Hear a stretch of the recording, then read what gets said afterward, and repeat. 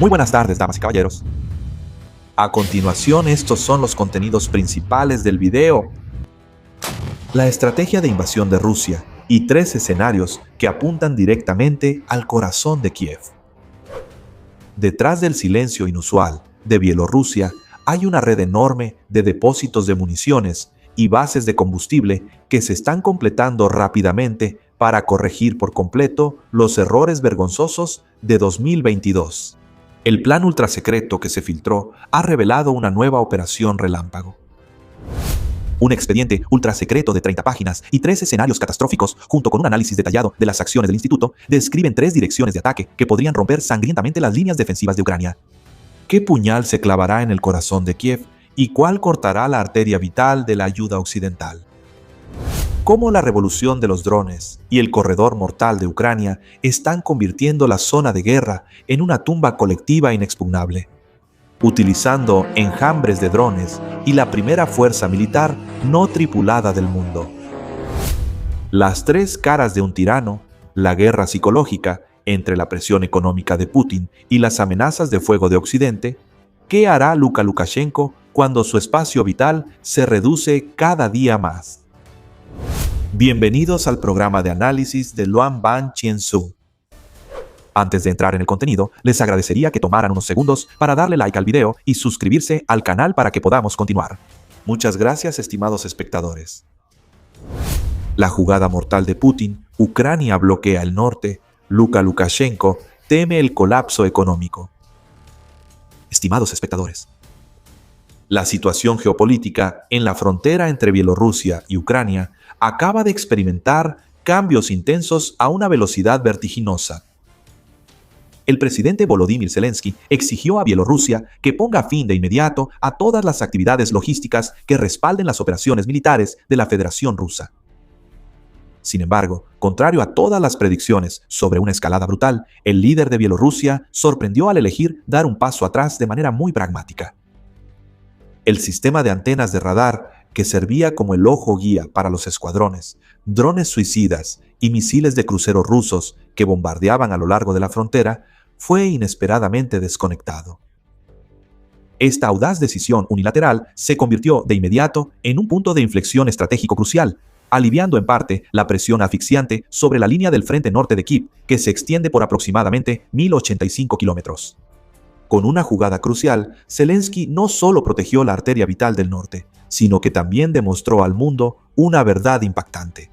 Ucrania tiene la capacidad total de detener y quebrar la voluntad del aliado más cercano al Kremlin, creando una posición política invaluable en el tablero estratégico con una sola jugada.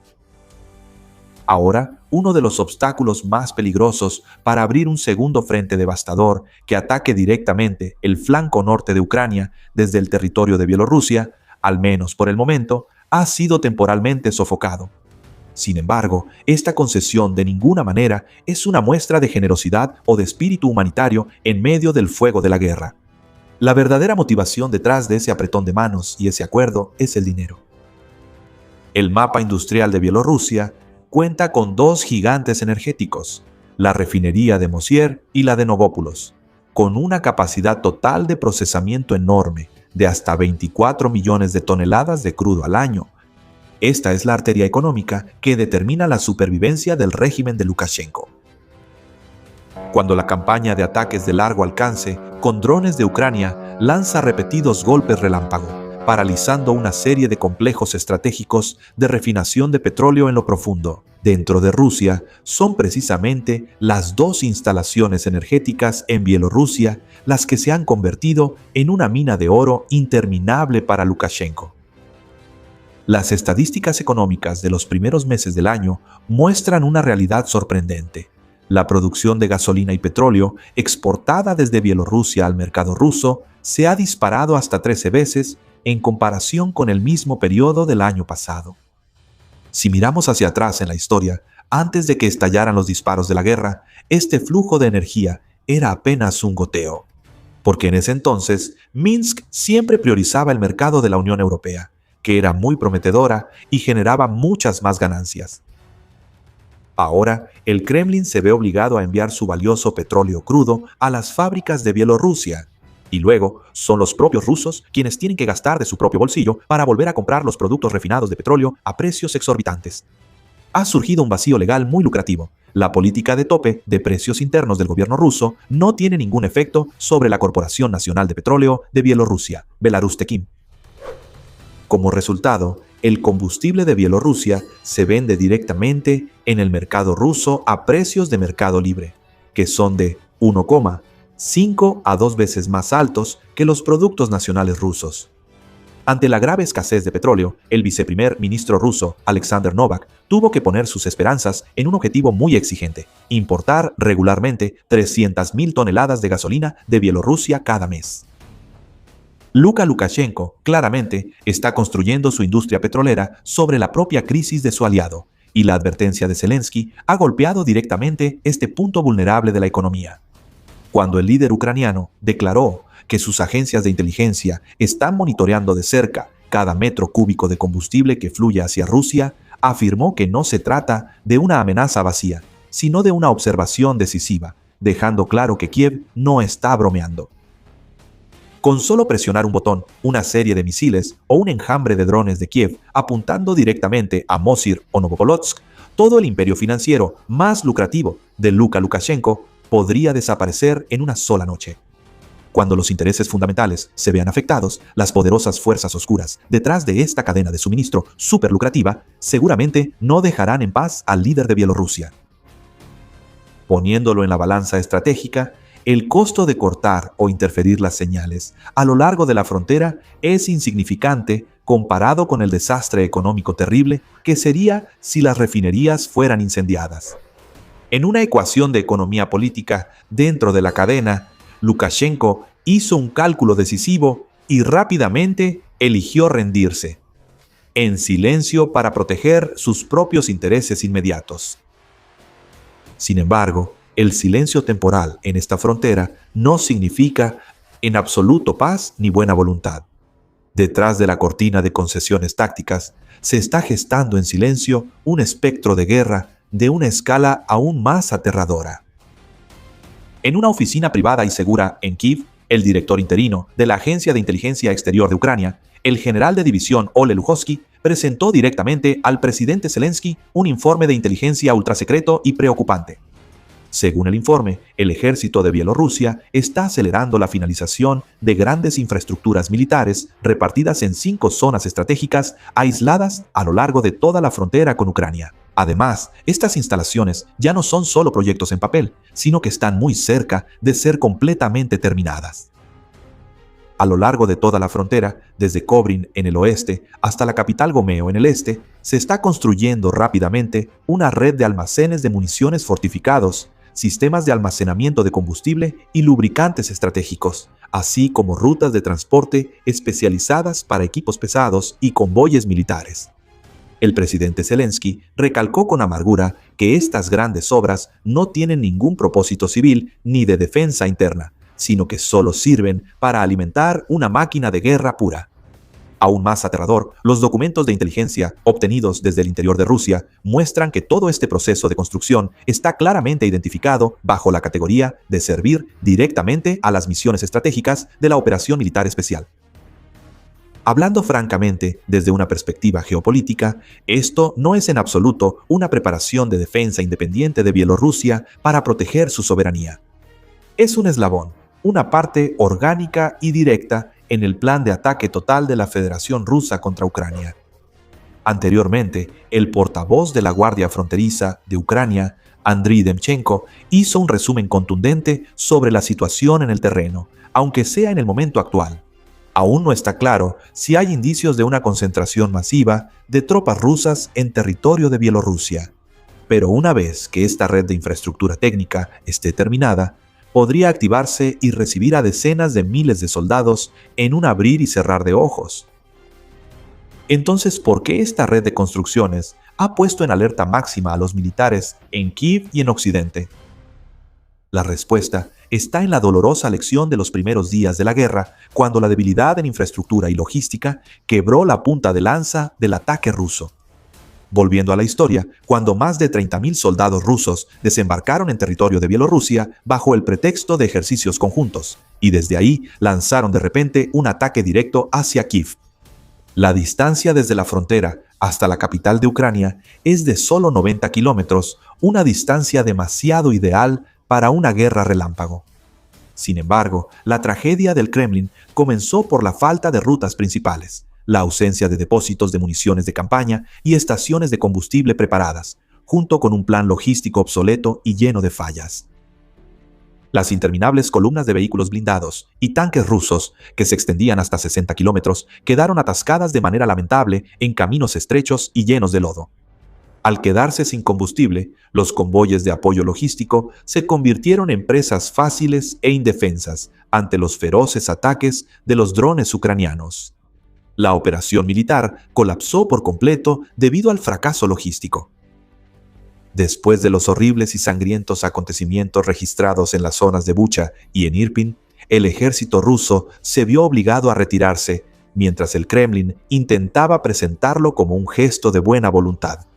Pero ahora, lo que está sucediendo en la frontera con Bielorrusia está silenciosamente repitiendo toda la historia del pasado. Las carreteras anchas ya están abiertas, los depósitos de municiones han sido construidos y las enormes bases de combustible ya están listas. La organización Bepol, que reúne a exmilitares y exagentes de seguridad opositores voluntarios de Bielorrusia, ha presentado pruebas contundentes que demuestran que más de 500 instalaciones industriales y fábricas grandes y pequeñas de Bielorrusia han sido obligadas a integrarse profundamente en la enorme maquinaria de guerra de Rusia. En la zona estratégica hacia Gomeo se están llevando a cabo intensamente, día y noche, actividades de construcción de campos de tiro a gran escala junto con un enorme sistema de cuarteles militares, listos para recibir nuevas tormentas de fuego. Un expediente ultrasecreto de 30 páginas y 3 escenarios de participación en el informe estratégico de la Biblioteca Hudson, una de las principales organizaciones de investigación de políticas de Estados Unidos, han revelado los escenarios de ataques sangrientos que esta infraestructura podría soportar. El primer escenario, el más brutal y directo, es como una daga que atraviesa el corazón de Kiev desde una distancia de 90 kilómetros de la frontera, recreando el fatídico camino de avance en el que los rusos fracasaron en el pasado. El segundo escenario tiene un alcance estratégico más amplio, una operación militar a gran escala hacia el oeste, ignorando completamente Kiev para atacar directamente los centros logísticos, puntos clave de Tenchot, Tailus y Tzipel. El objetivo supremo de esta jugada no es otro que cortar por completo la línea vital de suministro de armas cruciales que llega desde Occidente al campo de batalla en Ucrania. El peligro desde el norte no solo se limita a las rutas de ataque tradicionales, sino que también implica otro escenario peligroso: abrir un nuevo frente en el norte para extender la línea fronteriza del conflicto en hasta 160 kilómetros. Este es precisamente el escenario sombrío que el general Alexander Tsiai, comandante en jefe del ejército de Ucrania, ya había advertido con anterioridad. Este estratega militar expuso claramente las consecuencias inmediatas y riesgosas de enfrentar la nueva situación, señalando que no basta con reforzar las unidades existentes, sino que es necesario formar brigadas completamente nuevas.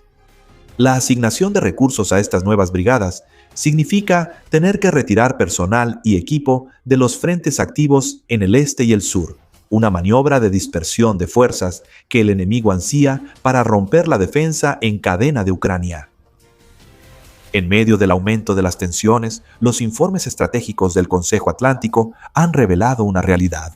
A pesar de las declaraciones tranquilizadoras de Minsk para la opinión pública, Bielorrusia está preparando silenciosamente asumir un papel más importante, involucrándose aún más en la maquinaria de guerra del Kremlin.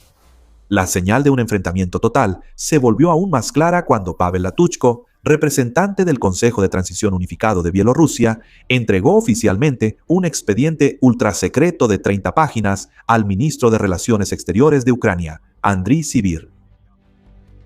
Este expediente contiene 8 pruebas contundentes que demuestran que Minsk está preparando activamente las condiciones necesarias para un conflicto armado directo. El cambio más alarmante se encuentra en la estructura legal superior. Las cláusulas sobre el estatus de neutralidad y la condición de país no poseedor de armas nucleares han sido completamente eliminadas de la Constitución de Bielorrusia. En su lugar, este país se ha otorgado a sí mismo el derecho legal de lanzar un ataque preventivo, un paso supremo para constitucionalizar futuras campañas de ataque e invasión. Una vez que la base legal estuvo completa, la maquinaria de guerra de Bielorrusia aumentó inmediatamente en tamaño y número de tropas. La cantidad de soldados que sirven bajo contrato se ha duplicado en comparación con el inicio de la guerra, elevando la fuerza de reserva movilizada a la asombrosa cifra de 289.000 personas. Cabe destacar que se estableció un comando operativo del sur, con su enfoque principal dirigido directamente hacia la frontera con Ucrania, lo que llevó a que la fuerza total prevista superara los 80.000 soldados. Y no se detuvo ahí. Minsk también formó una fuerza de milicias y autodefensa de hasta 150.000 personas. Al mismo tiempo, copiaron exactamente los métodos extremos de reclutamiento de Rusia, enviando órdenes de alistamiento por mensajes SMS y reclutando incluso a prisioneros de las cárceles. La preparación para este día del juicio fue respaldada por un presupuesto de defensa que se multiplicó por 5 en solo 4 años, junto con la incorporación de más de 4.000 nuevos equipos militares al servicio. El panorama completo de un frente ardiente se terminó de formar con las actividades de fortalecimiento de sistemas de fortificaciones sólidas a lo largo de la frontera. El punto central de la escalada se encuentra en el ejercicio estratégico conjunto con el nombre Enclave Zapad, donde los ejércitos de Rusia y Bielorrusia no dudaron en incluir el entrenamiento con armas nucleares tácticas en el programa, combinado con la demostración del poder del sistema de misiles balísticos Oresnik y el lanzamiento directo de misiles Iskander por parte de Bielorrusia. La tensión de este ejercicio nuclear fue tan grave que Polonia ordenó inmediatamente el cierre de la frontera, mientras que Lituania y Letonia tuvieron que implementar estrictas medidas de restricción sobre su espacio aéreo. Inmediatamente después, se anunció oficialmente el despliegue del avanzado sistema de misiles nucleares Oresnik en territorio de Bielorrusia, una acción que el embajador ruso Boris Bryzlov elogió como una prueba contundente de la eficacia del acuerdo de alianza.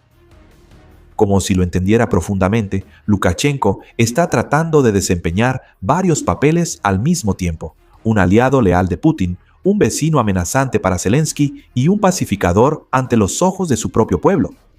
Pero esos papeles están cada vez más en conflicto y el margen de maniobra geopolítico de Minsk se está reduciendo día a día. Las 3 máscaras de un tirano. Sin embargo, lo que realmente está asfixiando el espacio vital y el derecho a la autodeterminación del líder Alexander Lukashenko no proviene completamente de las contradicciones internas en sus políticas, sino que surge de una pinza de presión implacable y asfixiante proveniente del Kremlin. Desde los primeros meses del año, Moscú ha estado constantemente transformando el territorio de Bielorrusia en una plataforma para ataques sangrientos contra Ucrania, al mismo tiempo que lleva a cabo campañas de guerra híbrida para socavar a los países miembros de la antigua Unión Soviética. Para someter la débil resistencia de Minsk, Rusia no duda en utilizar ultimátums económicos, amenazando con cortar por completo todas las fuentes vitales de ayuda financiera. El embajador ruso en Minsk, el experimentado diplomático Boris Bryzlov, es precisamente el arquitecto de la escuela Bryzlov.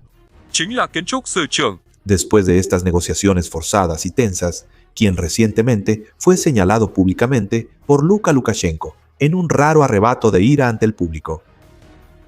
Rusia está apretando el lazo alrededor del cuello de Minsk al convertir en armas los subsidios energéticos, los acuerdos de crédito asfixiantes y los privilegios comerciales vitales.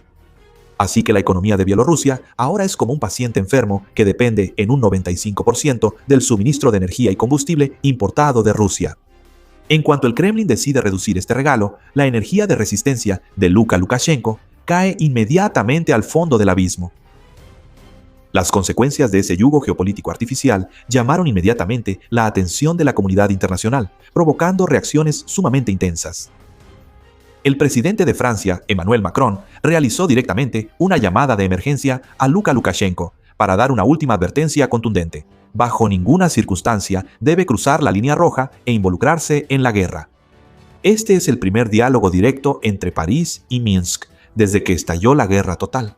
Una prueba contundente. Esto muestra que el Palacio del Elíseo está tomando la amenaza proveniente de Bielorrusia con extrema seriedad y preocupación.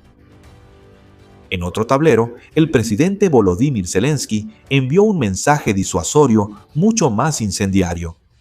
El líder de Ucrania aprobó oficialmente una operación especial de 40 días, concentrando todos los esfuerzos en atacar la infraestructura energética y quebrar la capacidad bélica de Rusia, junto con una señal cargada de letalidad. El alcance de la tormenta de fuego podría cubrir por completo todo el sistema logístico que Bielorrusia está proporcionando al ejército de Moscú. El ejército de Lukashenko puede que no dispare directamente ni cruce la frontera de manera independiente, pero 30.000 soldados rusos han convertido a este país en una enorme base de operaciones, drenando los recursos logísticos de Bielorrusia y transformando el cielo de Minsk en un corredor mortal para los ataques con misiles que devastan las ciudades ucranianas. Por eso, la verdadera pregunta en el tablero geopolítico del norte, en este momento, no es si Bielorrusia participará directamente en la guerra, sino si Rusia podrá volver a utilizar el territorio bielorruso. Lukashenko puede que no quiera la guerra, pero si Putin la quiere, Lukashenko podría no tener derecho a negarse. ¿Y ustedes creen que Bielorrusia participará directamente en la guerra?